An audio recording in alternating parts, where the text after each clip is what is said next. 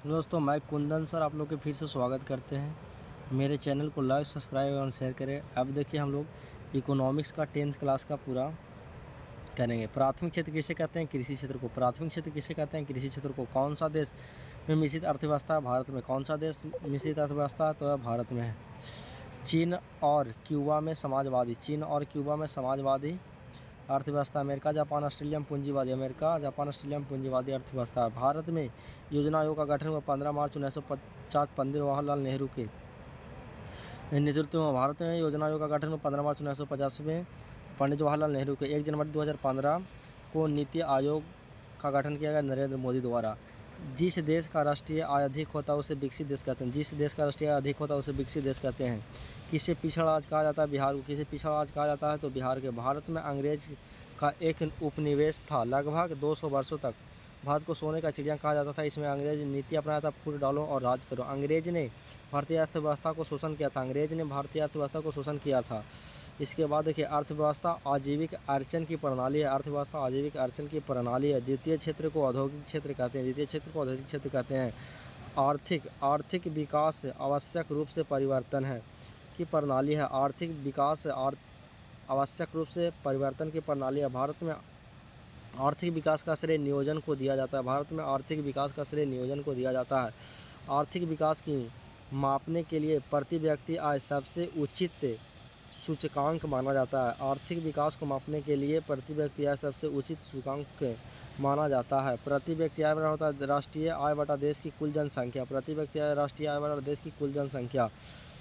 साधनों के मामलों में धनी होते हुए भी बिहार की स्थिति दयनीय है। साधनों के मामले में धनी होते हुए बिहार की स्थिति दयनीय है। बिहार में कृषि जीवन पर आधारित है। बिहार में कृषि ही जीवन का आधार है। बिहार में कृषि ही जीवन का आधार है। बिहार के विकास में बाढ़ एवं एक बहुत बड़ा बाधक है। बिहार के विकास में बाढ़ एक बहुत बड़ा बाधक है। बाढ़ और सुखाड़ दोनों।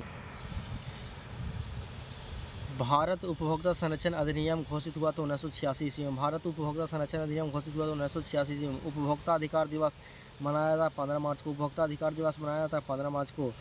राष्ट्रीय उपभोक्ता हेल्पलाइन नंबर है कि 1811 4000।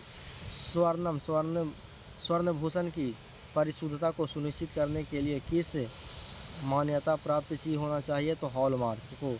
स्वर्ण भूषण की परिशुद्धता को सुनिश्चित करने के लिए किस मान पद्धति का होना चाहिए? तो हॉलमार्क को। यदि किसी वस्तु या सेवा का मूल्य 20 लाख से अधिक और 1 करोड़ से कम होता है तो वह शिकायत करेगा राज्य आयोग में। राज्य आयोग में उपभोक्ता द्वारा शिकायत करने के लिए आवेदन शुल्क नहीं लगता है। उपभोक्ता द्वारा शिकायत करने का आवेदन शुल्क नहीं लगता है। उपभोक्ता संरक्षण अधिनियम 1986 संक्षिप्त रूप से कोपरा कहते हैं। उपभोक्ता संरक्षण अधिनियम 1986 को शॉर्ट रूप में कोपरा कहा जाता है। भारत में सूचना पाने का अधिकार 2005 में कानून बनाया गया और शिक्षा का अधिकार 2009 में। सूचना का अधिकार भारत में 2005 और शिक्षा 2009 में। उपभोक्ता को खराब वस्तु या सेवा मिलने पर उत्पादन से मुआवजा पाने का अधिकार जो क्षति की मात्रा पर निर्भर करती है। हॉलमार्क आभूषणों की गुणवत्ता को प्रमाणित करने का चिन्ह है। हॉलमार्क आभूषणों को गुणवत्ता को प्रमाणित करने का चिन्ह है। WTO वर्ल्ड ट्रेड ऑर्गेनाइजेशन की स्थापना 1995 में हुआ। WTO की स्थापना 1995 में। वर्ल्ड ट्रेड ऑर्गेनाइजेशन विदेश व्यापार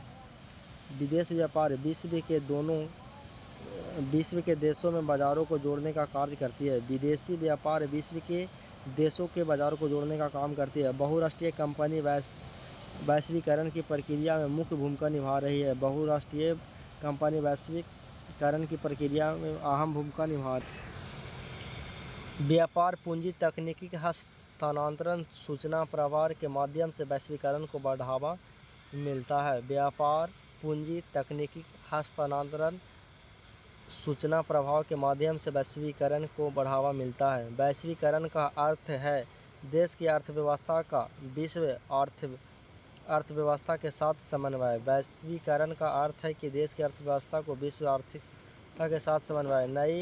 नई आर्थिक नीति